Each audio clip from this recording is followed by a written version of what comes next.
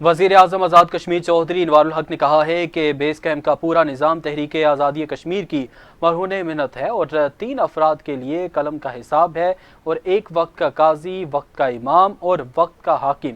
इनकी पकड़ भी दोगुनी है और इनकी जज़ा भी दोगुनी है। वज़ीर आज़म आज़ाद कश्मीर का थोराड़ में खैरुल इंसान वेलफेयर ट्रस्ट के ज़ेर एहतमाम मुनक्किदा तकरीब से बतौर मेहमान ख़ुसूसी खिताब करते हुए कहना था कि इस इलाके में दस्तयाब सहूलियात दीगर इलाकों से बेहतर हैं और उन्होंने खैरुल नास वेलफेयर ट्रस्ट के ज़ेर एहतमाम तकरीब से बतौर मेहमान ख़ुसूसी खिताब किया और दीगर अमूर पर भी बात की। पब्लिक सर्विस कमीशन और NTS जैसे इदारों का क़याम मेरिट की बहाली की तरफ एक अहम पेशरफ्त है।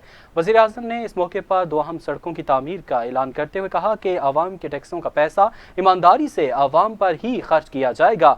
टैक्स और टम्बर और सिगरेट माफिया के खिलाफ सख्त कार्रवाइयाँ की गई हैं जिनके मुस्बत असरात आवाम को पहुँच रहे हैं और दुनिया में पब्लिक के टैक्सेस के पैसे पर तख्ती नहीं लगाई जा सकती, तख्ती सिर्फ आप अपने पैसों से लगा सकते हैं।